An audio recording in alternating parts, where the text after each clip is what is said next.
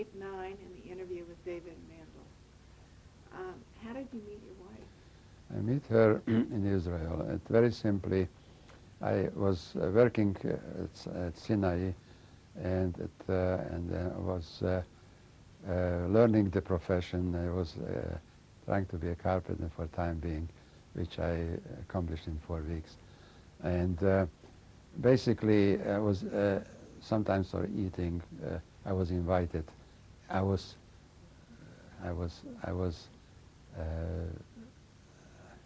I moved to Sinai. He was a nice guy, Moshe Sinai, and he found a little bit room with his sons. So I was sleeping there, eating. I went out, and I met a friend of mine, and he said to me, "I'm going to a good restaurant and for a long time. By the way, there is a gorgeous, nice lady there. She's very private. She is not willing to go to with anybody for me, I said, let's go. And I came in, and I started to talk to Blanche. Her name is Blanche, maiden name Davidovich. And we talked for a moment, and somehow something clicked. And I said, can we meet again? I said, yeah. And from then on, almost every day I was waiting for her when she came out. And very shortly, we got married. It was very tough to find something even a room. Finally, I took a loan, and then I got a one room, and we got married.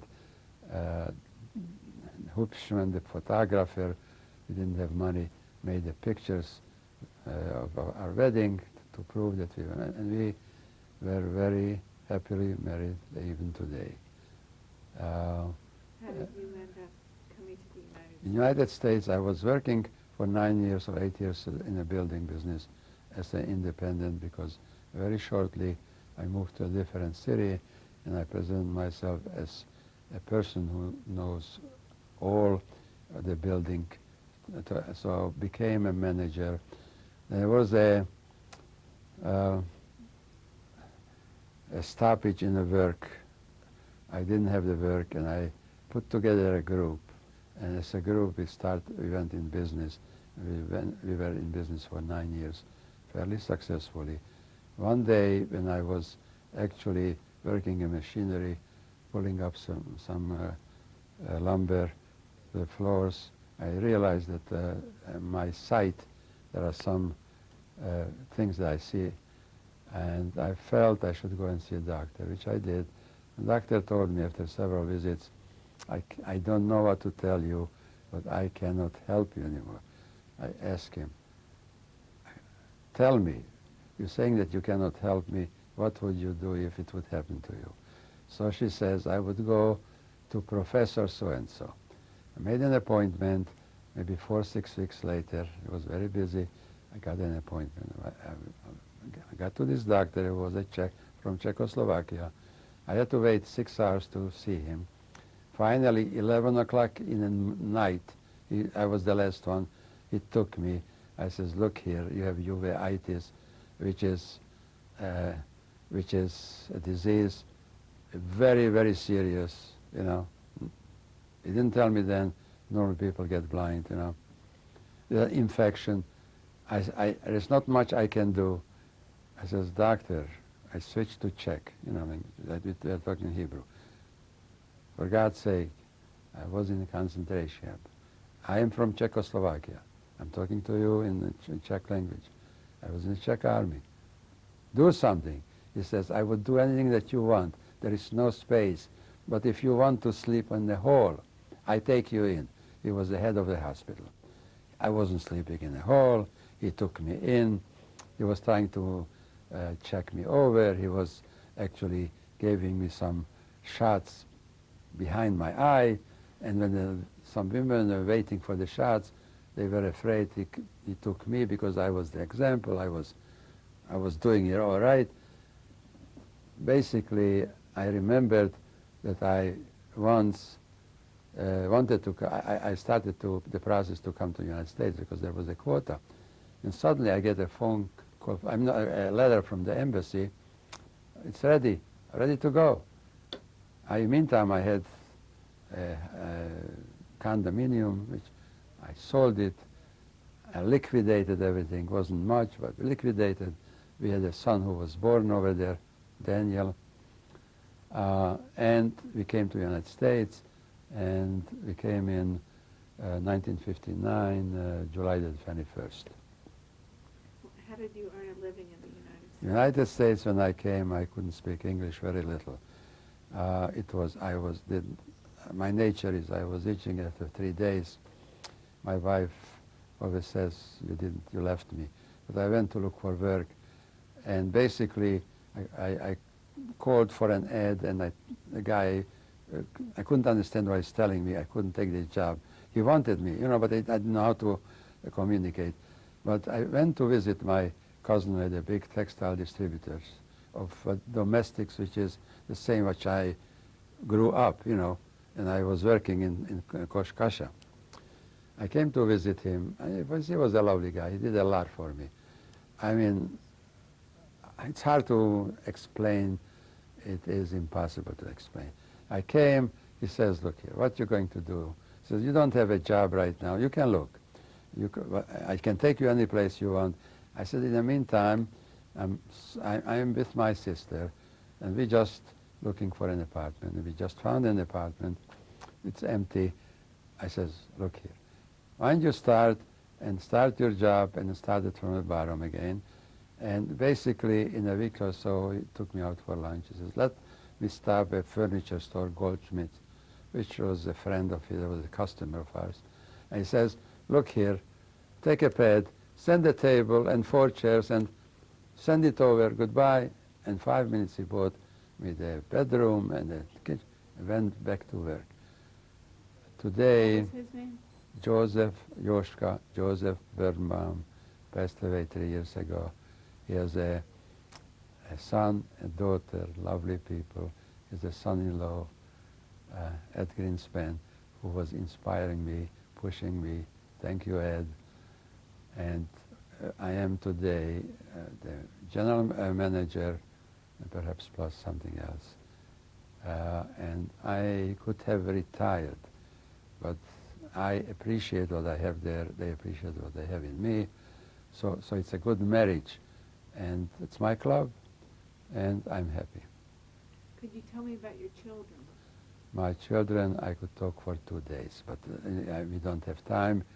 My children, I was the bad father, spoiling them. My wife was the strict one, not the popular one, but the strict one. I took them all the time to Hebrew schools whenever they had to go Sunday. And I took him to Hebrew school, and we went sometimes to a ball game once in a while.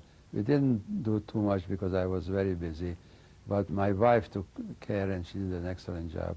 By the way, my wife is also a survivor, and she has a big story. She doesn't want to talk about it for the time being. My wife also was urging the children to get the education, and my daughter is a CPA. She's today a comptroller. My son is the electrical engineer, works for NASA. It's a space agency. He's a excellent job. He's had the responsibility flying once a week to California for 1 night. What is your son's name? His name is Daniel is Yehuda. J is for Yehuda, Hebrew name. And Ruth is my daughter. Ruth was born in this country? She was born in Baltimore, and they all went to Hebrew school, Hebrew college, and they always were good students. What impact do you think your Holocaust experience had on the way you raised your children? Well, the impact was that maybe if my children make it, maybe voice their opinion. We discussed it with my wife, and she said, yes, it's important to know about it, but at this early age, perhaps let's wait, And they knew that we are Holocaust survivors. At the same time, they developed, and basically, they are wonderful, wonderful children. We have 4 grandchildren. They are beautiful. All grandchildren are beautiful. They are smart, and it's we are living very close by, and we see each other, and we have a very wonderful life. And I am very lucky to be here, and I'm blessing. I'm blessing every day that I can get up and work and have the weekend to spend with the family. Did you ever receive restitution from Germany? Restitution in Israel, I didn't have time. I was working, but I figured I'd do whatever I could in between my work, and I registered somewhere, and with a long fight, and I went back and forth. I didn't have the ability to hire a lawyer. I didn't have the money. I didn't have the time. I didn't have the patience. I was maybe stupid. But the point is that after all this back and forth between lawyers in Israel, in Germany, and I got maybe a couple $100, nothing for the future, nothing for anything else. It's an injustice. I was used to it. I'm used to it. It's not right. And talking about maybe gold or whatever. Whatever we had, we took to Auschwitz. Whatever it was, whether in gold coins, it was something that I took. And all the gold went to Switzerland, it was stolen. It is not correct, but again, I don't need it. But I don't believe it's right to somebody to keep it, because if I don't need it, I should give it away to somebody that I feel should use it. Not to tell me, well, what do you want? You're well to do. How do you think your experience affected your religious beliefs? My religious beliefs, I have to go back, okay. Maybe in the end I can say something. My religious beliefs is, if you recall, I said when the policeman came to pick me up in Kasha, my first reaction was, let me take the tefillin. And basically, unfortunately, that's the last time I have seen the tefillin. I know, in spite of everything, I do believe in God. In spite of everything, I believe in goodness of my heart and my actions. That's my religion. However, I don't want to have it an excuse. I go every holiday, large holidays, smaller holidays. I enjoy praying, and I meditate, and I think very much of the past. Basically, I don't discuss Holocaust with any people, except my wife, who always tells me, can't you talk about anything else but the Holocaust? I said, I'm sorry. You know, somebody started it, so. Do you have a lesson or a message that you would like the world to know from your experience? Well, the message, I have a lot of messages, but basically, I kept all this interview. I didn't get emotional. I could cry very easily, even if it's 54 years or 60 years. Basically, it took me 54 years to come along and testify. It was a long time ago, but I remember everything. It also, the time is marching on. I'm not going to live forever. I'm trying to do the same what I did in Buchenwald, going up and back some more, going backwards. So far, I'm successful. How long? Not for sure. For sure, there is something is coming. I am not going to be able to convey what I did. And the only reason I did it, not for myself, not to get a medal, but to leave it for the generation to come to know what could happen if they don't listen, if they neglect it, if they take something for granted. And I believe that I was trying to be mute, sort of mute, you know, the musical expression sometimes they said mute and they dying, deaf. So I don't want to be, it's mute, but I want to be strong enough and to the message, at the same time, I don't want to be in a mute to find on mute ears. I want to somebody not only to listen, but also to hear what is the message. And I hope that we accomplished, because we're talking about a tragedy there is like never in a human history did not exist. And 6 million people didn't come back. And the reason I am doing it, because when we were huddling together and we're sitting there, and they said, "Oi, oi, God, Rabbeinu Shalom, Yiddish, I wish I just could go out from here." But there is a message there. And to be able, the story, why didn't they say, "I wish I would like to get out and see my wife"? Because they knew the wife doesn't exist. So why to tell the story? Because they were naive. They felt President Roosevelt will send some planes and bomb it, and we would have been better dead. We would have been wishing to be dead. So the reason is I'm saying I felt an obligation to 6 million people. Of course, the 1.5 million infants and children could not speak. Infants. They didn't commit anything. I didn't commit anything, but I was there. I was naive.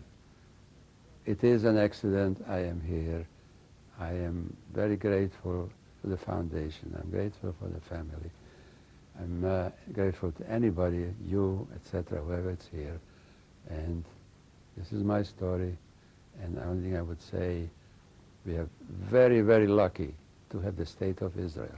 That I was myself volunteered twice, once in Sinai campaign, once in Liberation. I was there fighting. I came over here. But we are lucky that we have a state that is democratic like United States, and who would be able to protect us. So it should never happen again. That I'm sure that they will do. And United States and Israel, I'm a proud American, and I'm happy. I am very happy and lucky to be here, because I made it. I am a self-made man, and basically I'm very humble. I love my family. I like people. I hope whoever is listening will realize that there is no time to close the book on Nazi bestiality, because there is no excuse for it. Because if it happened to Jews, and I'm finishing in a minute, the Jews, who were a small people in numbers, gave so much to everybody, not only the Jews. So what I'm saying, be aware, listen, and act accordingly. Don't let yourself in a position when you cannot do anything, and you can't do anything else. And that's my message. I want to say shalom, peace. In Slovak it says pokoj. Even I have to say to you that Islam is a part of salam, which is peace, and not too many people know it. Thank you very much.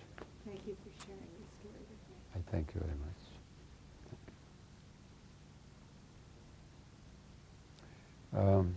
We just finished my testimony, and basically I invited my children. I'm very happy to see them that they can make it. Basically, I have to tell my children that really I neglected. Many times I did neglect them because I was busy initially to make a living, but there's no question that we are loving children, and we are a family, and basically they are equally loving to me than the one or the other, and basically that's all the introduction I can give you. Okay. Say your name. I'm Ruth Goldberg, now married, and I'm very proud of my father and my mother. They gave us an incredibly wonderful life, normal life.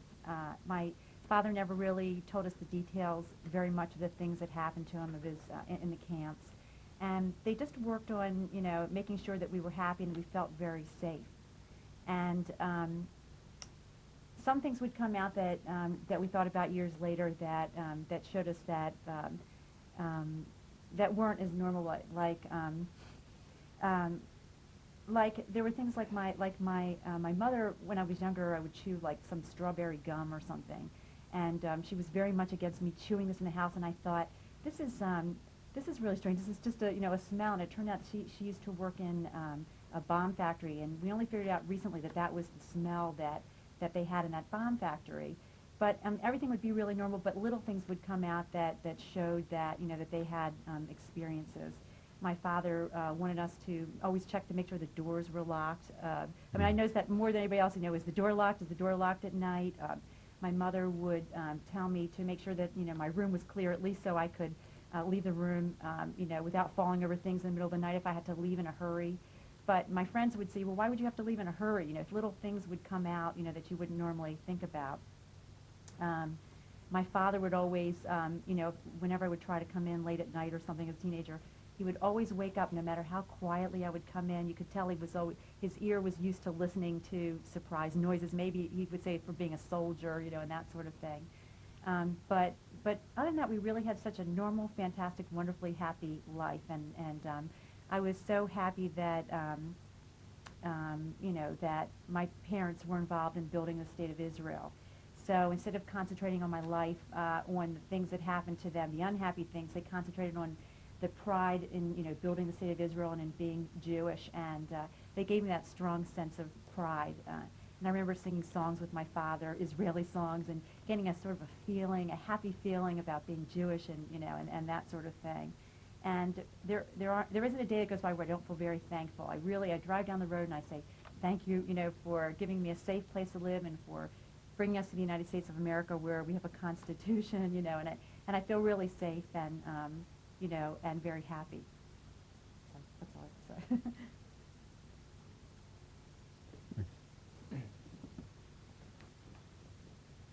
I'm Dan Mandl. I didn't change my name. First thing I want to do is I wanted to thank, Steven Spielburg and the Shoah Foundation for providing this opportunity, and there's two reasons for it. First of all, I think it's a good thing that my father held these stories in for over 50 years, and I know for me, if I hold a story in for more than about 10 minutes, I want to bust. Now, he did this for a good reason, because he wanted to protect us, give us the clean slate, as you said. But I know for me that it will always come out, any little story, any little stress, and so I can imagine the amount of stories, especially the 5.5 or 6 hours of testimony, holding that for all those years, had an effect, and you think it's not coming out, but it is. So maybe it was a little bit of a catharsis and a release, and I know for me it always is good to talk about the things that are inside of me, because it will eventually come out. The other thing I'm appreciative of is that I feel that we learn, our humanity learns by communication, by hearing and seeing other people's experiences, and I think that perhaps the things that happened in Cambodia and Africa were the result of not being able to share experiences such as this with other people, and it's an evolution of our humanity. So I find this to be a very good opportunity. Now, growing up, I want to just now get to me personally. It was interesting because, okay, here we are with a clean slate, and I look at my son, and I notice that the things I want him to learn and the things I don't want him to learn, I really don't have much of a choice. He learns what comes out of me, and it emerges. And similarly, I've inherited some things from my father, and I'm sure there's certain things he'd wanted me to inherit and certain things he didn't want me to inherit, but I probably inherited it all.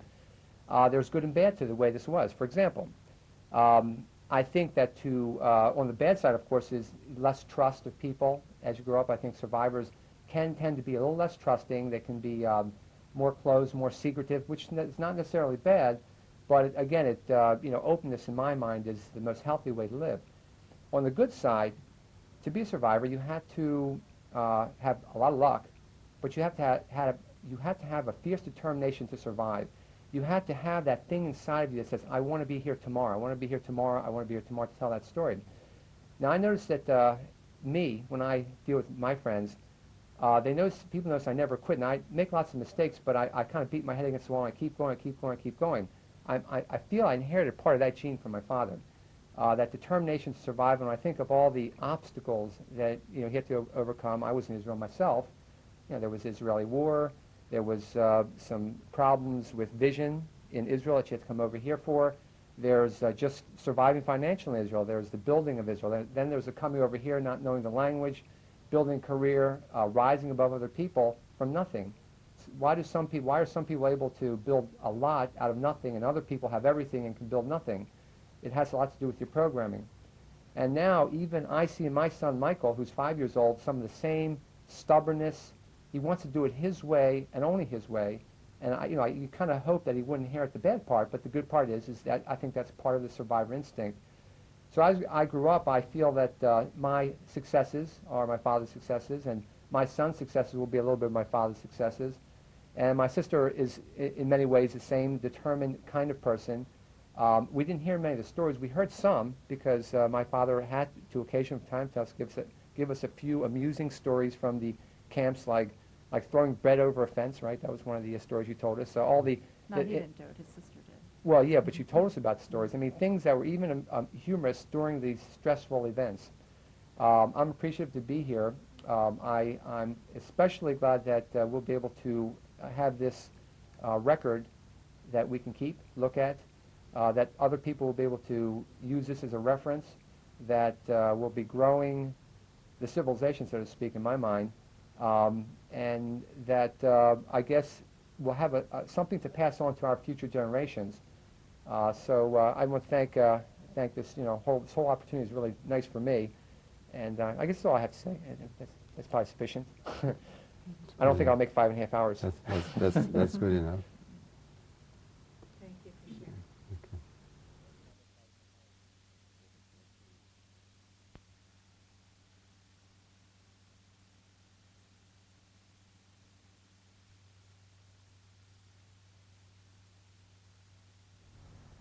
Tape 10 in the interview with David Mandl. Who's this a picture of, please? The picture, on the picture on the bottom row from the left side, that's my father and mother.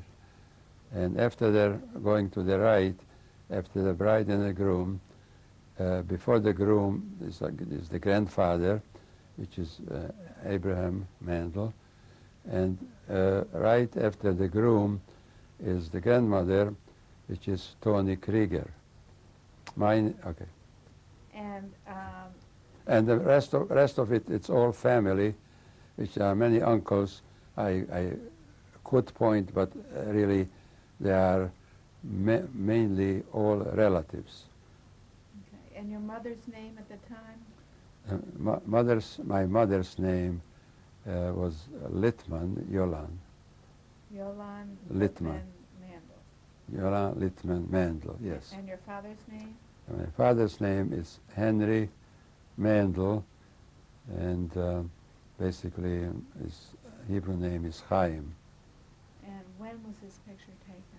Picture was taken, I have only to guess because I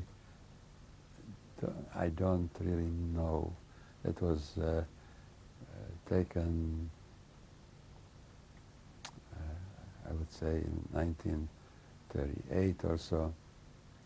And where was it taken? It was taken in a small village by the name of Lipiani, where my father was born. And right now, I believe this picture, it's not 38, but might have been closer to 1930. Okay. And how did you get this picture? I don't have any pictures at all from Prešov, where I was born. And this picture was given to me from my cousin, who passed away meantime, Joseph Birnbaum. And actually we were able to get a copy, which we did appreciate.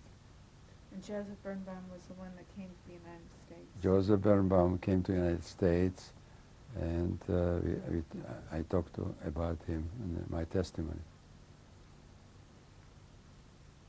Who's this a picture of? The picture is, this picture is a picture of my brother Zoltan, we called him Zoli, from 1938, when he was in the Czechoslovak army trying to defend before Hitler occupied Czechoslovakia. He also wasn't a person who easily gave in. He escaped to Hungary.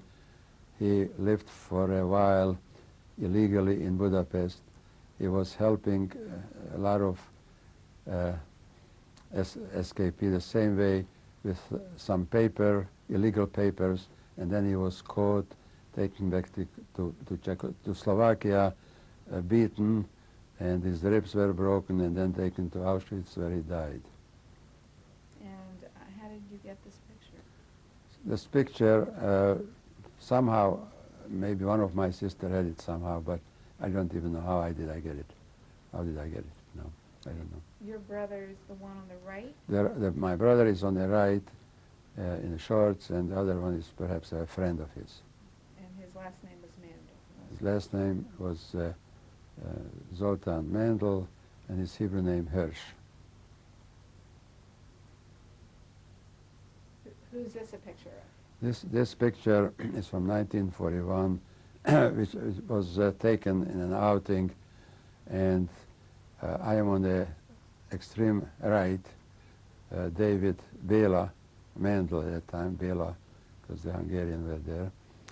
On the left side, on the top, is Judith Edelman, a friend, and we lived in the same development. We were neighbors and good friends. Also, there are all our good friends. Some of the names I've forgotten. There is one in particular, in the middle, husky guy was there. He was actually was asking me to go with him to the Serb partisans, which he did, and he came back as a Russian captain, and he today, obviously if he didn't pass away, is an engineer, because that's what he was studying for. And where was this picture taken? That picture was taken in Kassa, which is at that time was Kassa, Hungary, and it was an outing which was right outside Košice. It was called Banko, the place itself. And how'd you get this picture?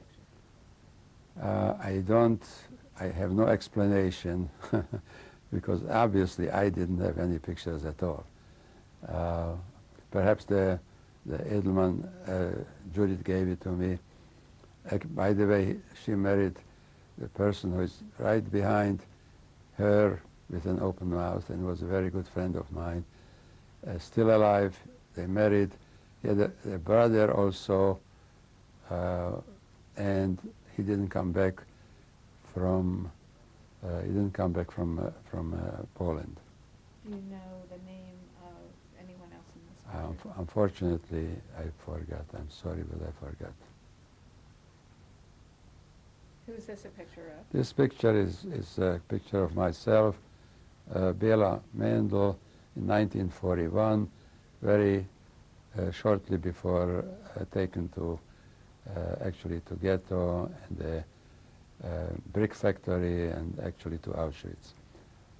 Where was this picture taken? The picture was taken in Kassa. And how did you get this picture? Again, I don't have anything left, any pictures. Obviously, somehow I got it from somebody else, but I personally didn't have it. Who's this a picture of? This picture is, again, my picture. At that time,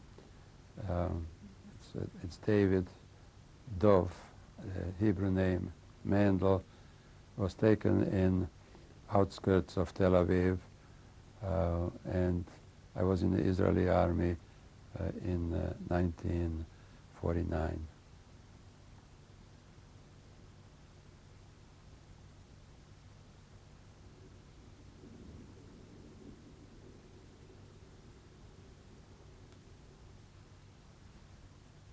Who's this a picture of? This picture is a picture of myself and my wife, Blanche Davidovich Mandl, just shortly after our wedding in Tel Aviv. Actually, this is in Ramat Gan. It's approximately 1952. And Blanche's last name is Mandl. Blanche, it's Mandl, and the family name is Davidovich. Who is this a picture of? This picture is of my daughter Ruth and daughter son-in-law Mitchell in 1986. And their last name? It's Ruth Mitchell Goldberg and Ruth Goldberg. And at the time she was Ruth Mandl. She is born Mandl, yes. Who is this a picture This of? picture is my son's wedding, which is Daniel Yehuda Mandl and his wife Julie Rosenthal, which was in 1987.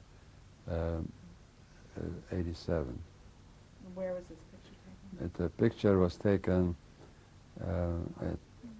it was in a catering place. I don't recall at the moment where it was exactly. In Baltimore or Washington?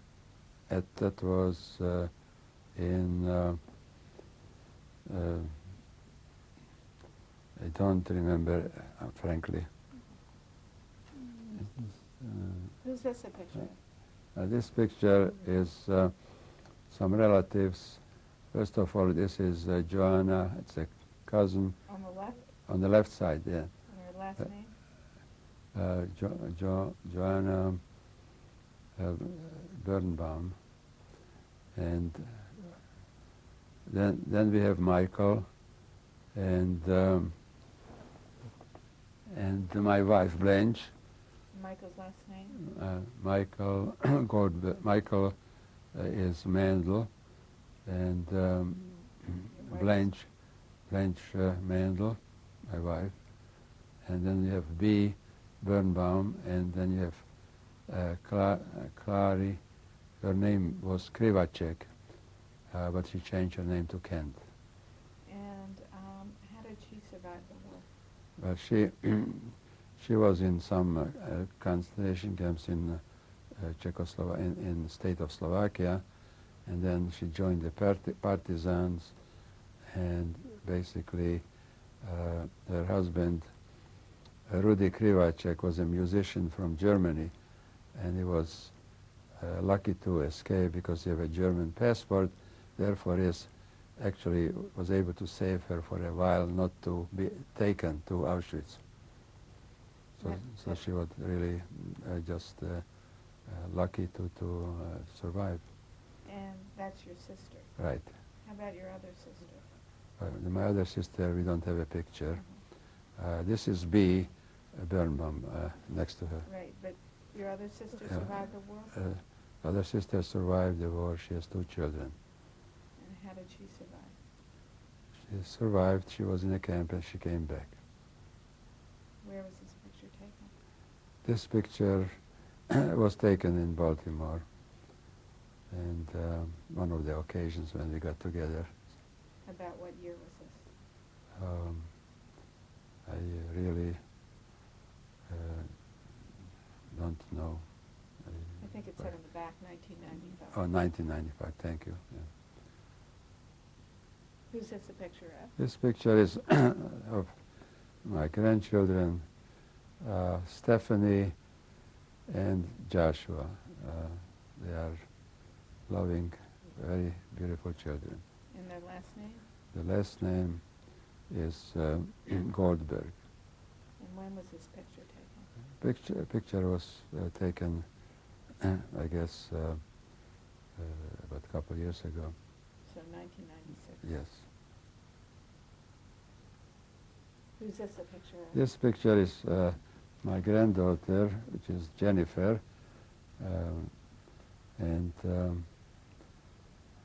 basically she is most probably a year old, and she was born in 1996. So it was probably taken in Right. 1997. Right. And her last name?